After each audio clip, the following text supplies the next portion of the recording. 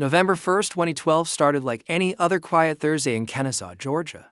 The leaves were turning, high school football was in full swing, and somewhere in a modest brick house on a cul-de-sac, 50-year-old Robert Bradley James, Brad Armstrong to 3 generations of wrestling fans never woke up.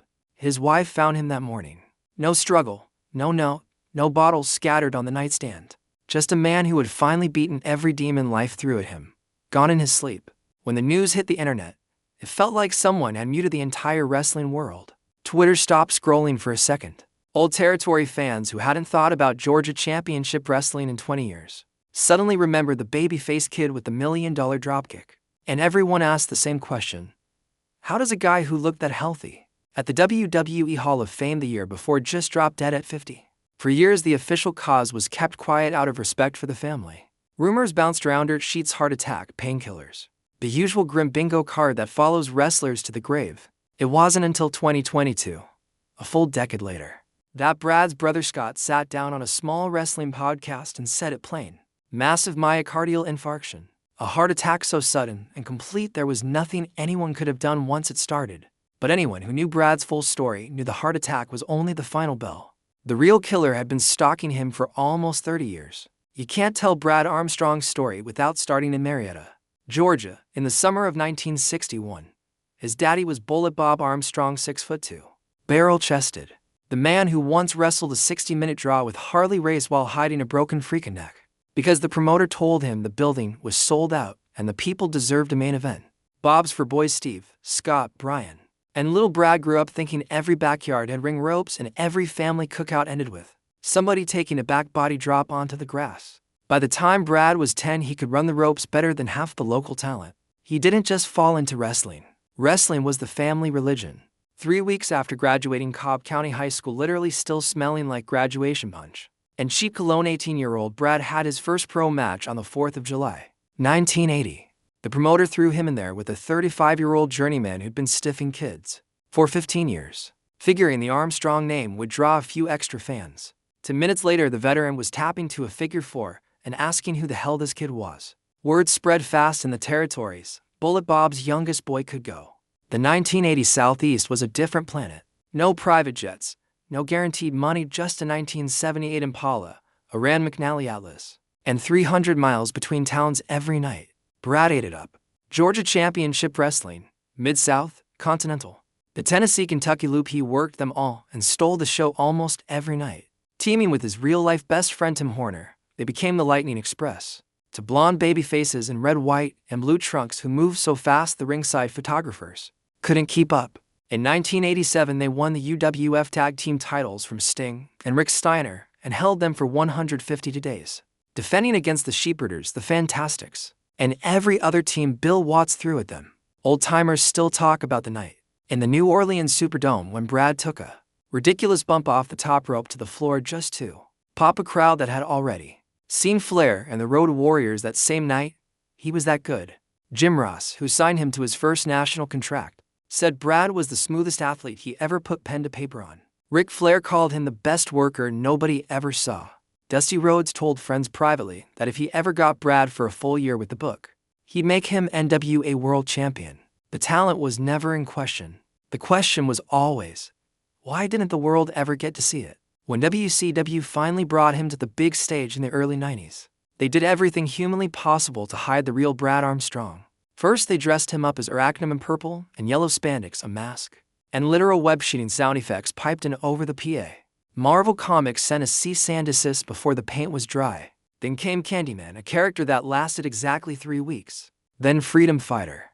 Then a masked run his bad street with the Freebirds where nobody in the building knew it was Brad under the hood.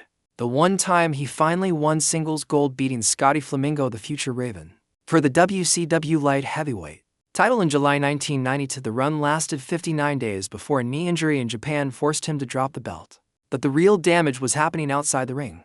The same cocaine hurricane that swallowed so many wrestlers in the 80s had Brad in its eye. The schedule was murderous, the locker rooms were awash in it, and the culture said real men partied harder than they worked. Brad started using to keep up, then to numb the pain, then because he didn't know how to stop. Friends saw the change. The kid who used to sign autographs for an hour after shows started disappearing the second the red light went off. In 1993, he reportedly failed one of WCW's joke drug tests, the kind where you practically had to hand them a mirror with lines on it to fail. In any other era, that would have been a wake-up call and a second chance. In WCW, it was a scarlet letter. From that day forward, no matter how clean he got, no matter how many 5-star matches he had, the office whispered unreliable. The cruelest twist came years after he kicked the habit for good. In 1999, WCW handed him the gimmick buzzkill, a tie-dye wearing, bongo-playing hippie stoner whose catchphrase was literally "Don't harsh my mellow."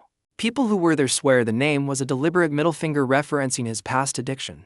Brad, who hadn't touched cocaine in half a decade, had to go out on nitro and play the drugged-out loser while the same executives who buried him laughed backstage.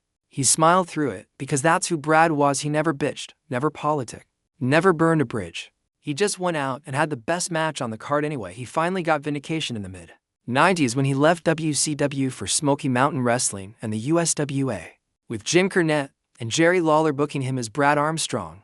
Plain and simple, he was unstoppable. He won the SMW heavyweight title twice, beat Tracy Smothers in a match fans still call the best in Smoky Mountain history, and carried the company on his back while a kid named Dwayne Johnson was still learning to run the ropes in Memphis. For the glorious years, the world saw exactly what Dusty and Flair and Junior had seen all along.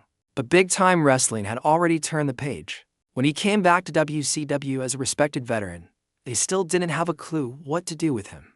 He became the ultimate enhancement talent, the guy Triple H or Booker T worked with when they wanted to look like world beaters without breaking a sweat. Off-camera, he mentored the cruiserweights, taped wrist for rookies, and cracked self-deprecating jokes about every terrible gimmick he'd ever been handed. Nobody ever heard him complain. His last match was February 12, 2011, on a tiny independent show in Alabama against a kid named Kyle Matthews. Brad was 49 and still flying around the ring like it was 1987. A year later, he stood on the stage at the WWE Hall of Fame, arm around Bullet Bob, grinning ear to ear as the crowd gave the Armstrong family a standing ovation. Photos from that night show a man at peace stand, healthy, surrounded by his brothers and his daughter Jillian. 7 days before he died, Brad went to his doctor complaining of what he thought was nothing serious. Friends say he laughed it off. Then came the morning of November 1st. The heart attack that killed him was so sudden his body didn't even have time to fall out of bed. Doctors have a name for what happened: cocaine-induced cardiomyopathy with delayed sudden cardiac death. Translation: even though Brad had been clean since the Clinton administration, the scars never left his heart. Cocaine doesn't just give you a heart attack while you're high. It quietly remodels the muscle, enlarges it, weakens it, turns it into a time bomb that can go off 20 or 30 years later. Autopsies on former users who die in their 40s and 50s routinely show hearts that look 70 or 80 years old. Brad Armstrong beat the addiction. He rebuilt his reputation. He raised a beautiful daughter. He lived to see his father immortalized. In every way that actually matters, he won his war.